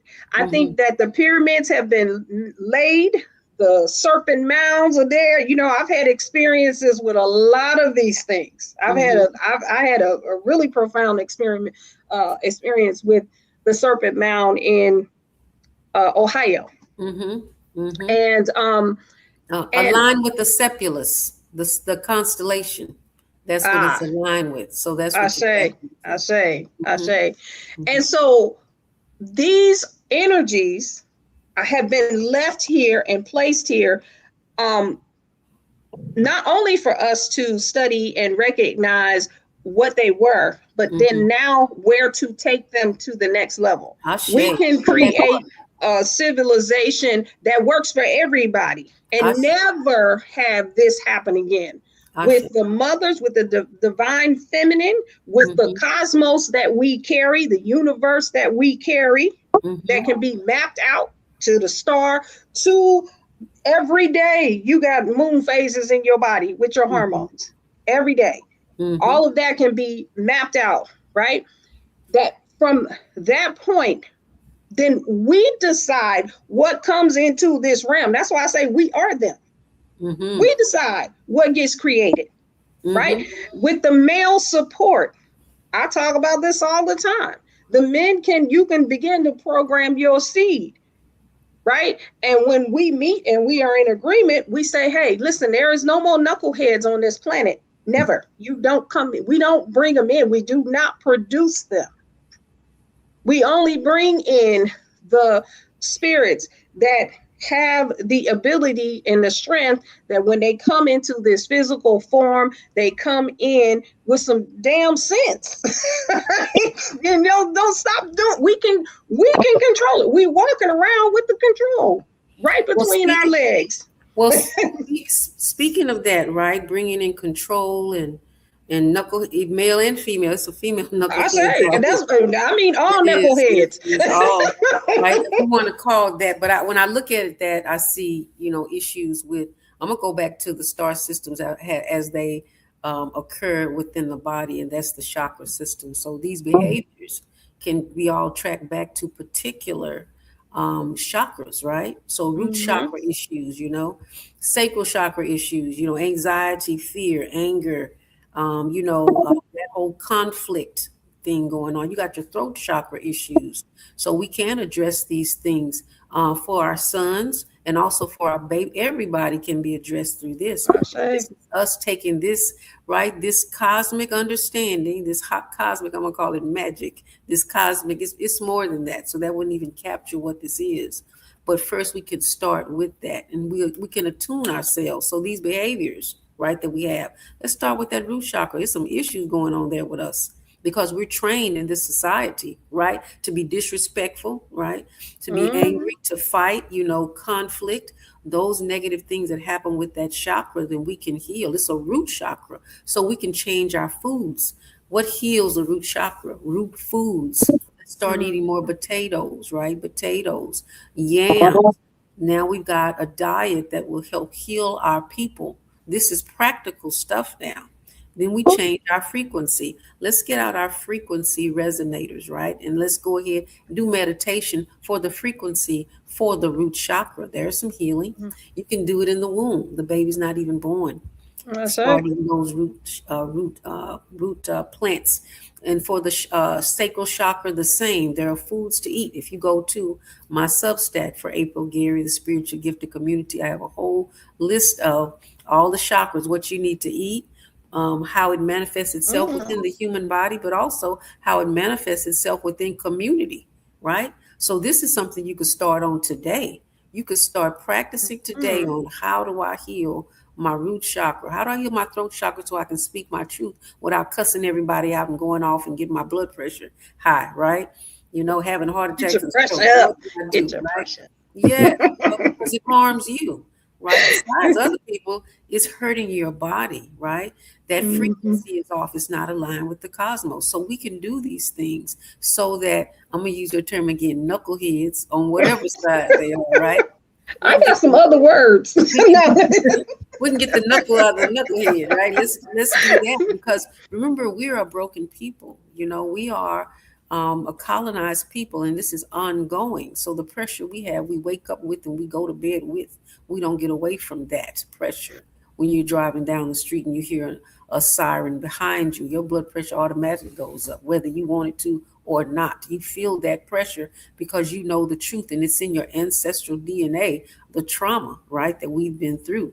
So we're not like anybody else. We can't compare ourselves to other people and pick ourselves up by our bootstraps and fix it like other people have done, because we're living on our land right now, right? And we're not people. So with that said, right, we have a lot of work to do, even practical stuff that we can do today. What, right, flowers and essences can help you heal your root and sacral chakra? There's a good question. And let's start with that, with aromatherapy, you know.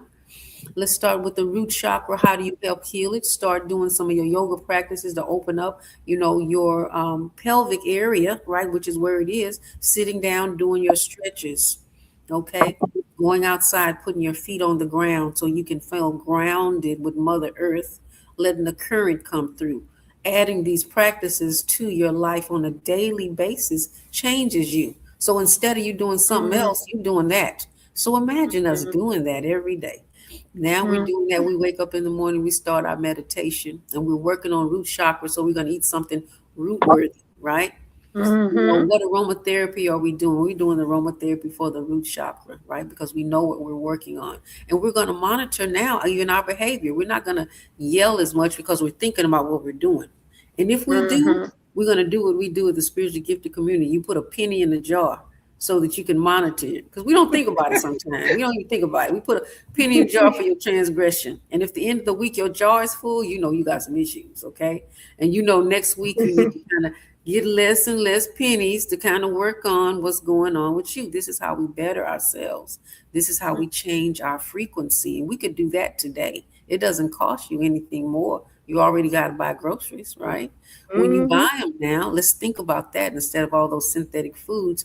Heal your chakra. Then we're going to bring them babies in, right? That's going to be healed because mom and dad is healed, right? Because they're working on them. So we change the frequency because everything is going to come back down to the frequency that you're on. These stones, Brother Nabi, that you do, frequencies, right? So we can we can cover ourselves in all these stones. But if we don't change ourselves inside, guess what? The stone's going to have a hard time. It's like, you got me, I'm on you, on your body, and you're not even using me to the max, right? You just got all these stones, but you still haven't changed yourself. And you still feeling with things that you don't need at that time. And to be more specific for the issues that you're having, right? So now this work that we have, imagine this is part of our lives, okay? So now we can erase that. The knuckleheads are gone, right? We move past the knuckleheads now, okay? Because we know what to do, right? Now we can make this our practice spiritually. And that's who we are. We don't have to copy everybody else everywhere because we taught everybody else everything. We were here first. We built the first technology. They come back to us for everything anyway, except we don't remember it all. They're waiting on us. They're waiting for us, okay, to reclaim and to remember who we are. And we can do it. We're doing it already.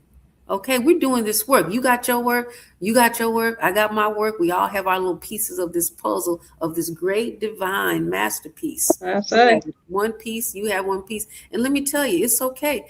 My stuff is going to be here. Yours will be here. I'm going to promote you. I'm going to promote you because we know it's all part of the same piece. I say.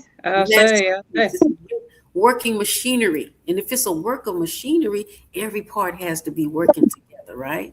And you know, this part of it now is not in conflict with this because we can't get this machine to go if we have to have our I'll say. it's not about that. I have to understand the big picture. And with that, I want you to do well. I want you to succeed, okay? Because when you succeed, we all succeed, you see? And that's how this works. This is how that works. So, brother, you go ahead and get them stones out, okay? Sister High Priestess helping us understand that functionality of how that cosmos works, okay? I'm gonna snap for both of y'all. We gonna snap for you. I'm not gonna do the snapping. I'm just holding space. But I appreciate I very much appreciate y'all. God is moving forward. We're going to shut it down shortly if we want a nice transition. But I really appreciate y'all perspective, especially when she said, let's tap into these deities over here. Let's look into Quetzalcoatl and the principles of Quetzalcoatl. Let's look into the principle of Talak, Veracucha, and all these different. We're talking about cosmic deities. Like she just said, she might have said, she said in a real beautiful way, but she said the first leg bud was from over here. So that's why the mirror image is what we see over there, and then we brought it back over here, and that's how we remember it. It activates your DNA. Those places are just schools of things, like she said. Those are schools that were teaching. Those are the last schools, or what it's called, custodians of information before everything got burnt down. That's why I kind of look at Kim and be like, okay, what was y'all doing over there with the pyramids? The same thing they were doing over here in the pool with the skirts and everything else, with the stones. Why everybody, the Jade Emperor? Why is Jade the holy stone for all these different traditions, et cetera, et cetera? You know what I'm saying? So that's why I look at it. I think we way past when she was. We way past the knucklehead phase because God is, like I said again. Shout out Melanated Immortal. She has a whole community of people where these are, for lack of a better word, I called Neb Tahaka last and I said, yeah, you most definitely Professor X. I say. Great. You be like Jean Grey running the damn place of all these extraordinary people, and so is Goddess April with her gifted class of people that have all these different extraordinary things. I met one person. He can read your face by looking at your nose. That's interesting. He read, and what he was saying was spot on point. That's true. Now, he wasn't in my group, but yes, you told me about him. Yes. What I want to do is just what I'm really trying to do is just connect you goddesses and show everybody else different portals of positive energy and different things. And with that, before we get out of here, please, Goddess Miyat, tell us how to get in contact with you, your information. And your cash app, please. Okay, melanatedimmortals.com. And we actually have a session this evening at 10 p.m. That's going to be our chant call. We're going to be bringing in the energy of the red magnetic moon. So you can go to the website. Ooh, I don't know if we got it up. But anyway, here's better. Email us and find out at melanatedimmortals.com, and we'll definitely get you the link if you want to join us this evening. You go there, there's a whole bunch of stuff, all the 3 things that I told you about as far as what we do about the Olmec culture, the Olmec deities, learning how you are them. You are a melanated immortals. If you're ready to take that to the next level, we teach you how to change your mind about who you are, right? Make a decision so you can then become what you were designed to be. We do that through the Olmec culture. We do that through womb evolution, and we do that through the melanin frequency. So we are on live on Sunday evenings at 6 p.m. That's our melanin frequency vigil. We are on Friday mornings at 7:30 a.m. These are all Eastern time.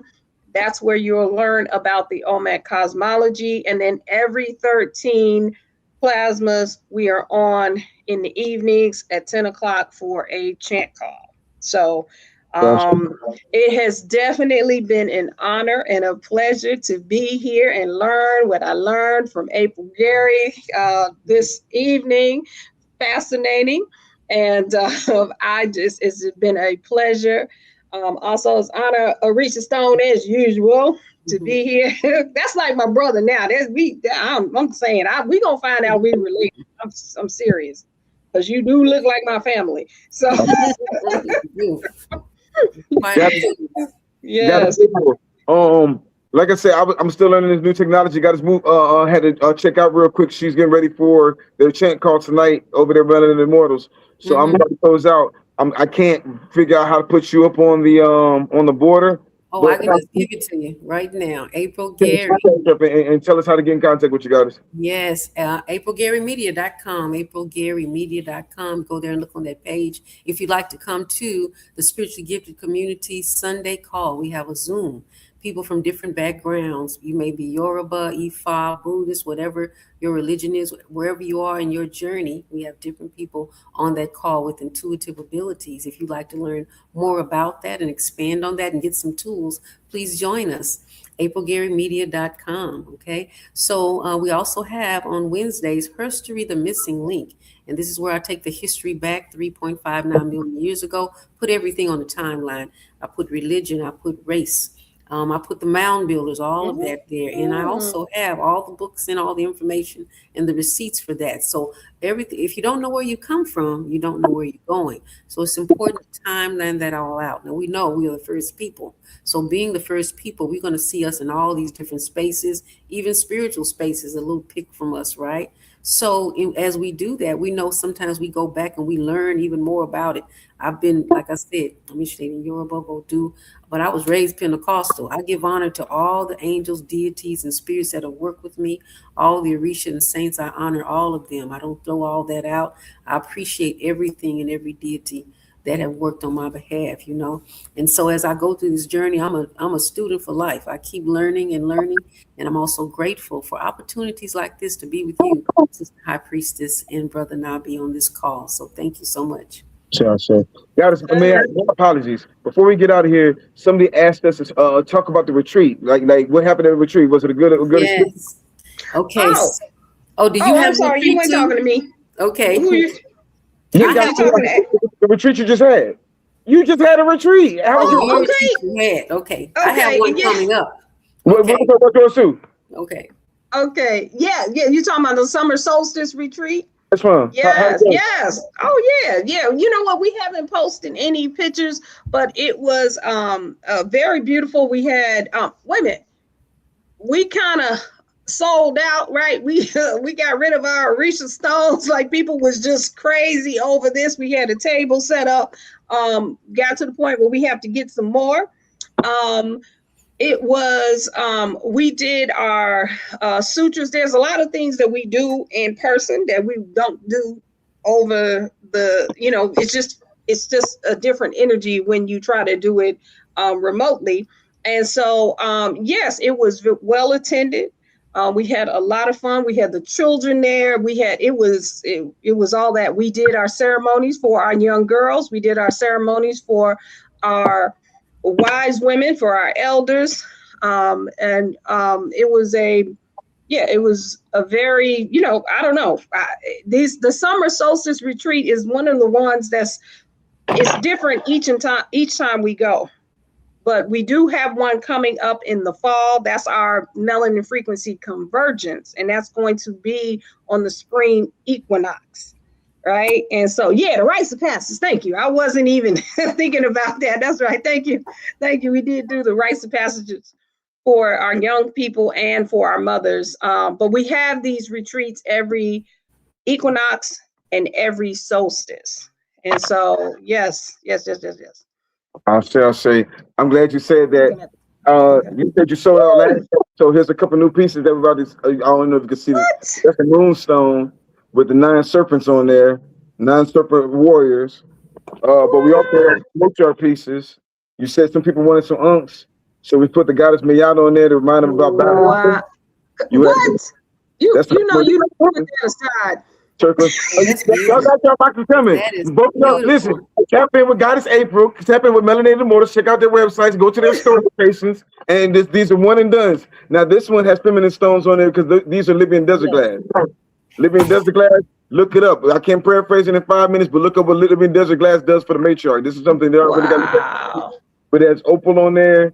Libyan Desert That's Glass, awesome. turquoise, and citrines and amber, and Hercules Diamond Magnified Energy. Can't leave the water signs out. The goddess said she's a Pisces, so I had to go get the aquamarine piece. Mixed Okay. egg in there, Awesome. aquamarine, and lapis lazuli for the speaker. Oh, That that's definitely will awesome. look good on the April Gary show. Tell them what's up again, goddess.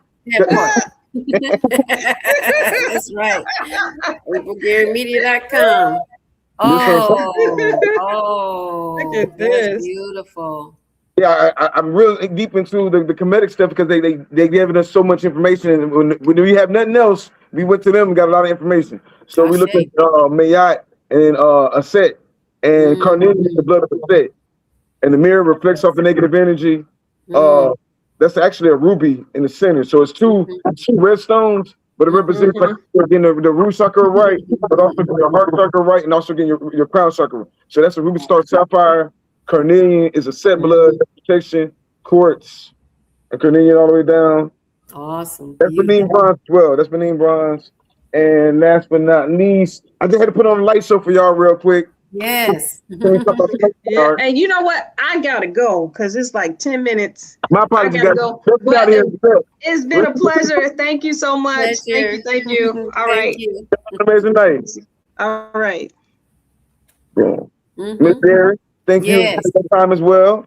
I'm about to transition out of here. I forgot she was on a time frame, but thank you for your time as well, and I look forward to having you again. You will be getting a package real soon. Thank you so much. Ashe. Tell us again how we get in contact with you. AprilGaryMedia.com. Go ahead and get on and realize everything in life is intertwined with AprilGaryMedia.com. Okay. Thank you. Peace and blessings. Peace and blessings.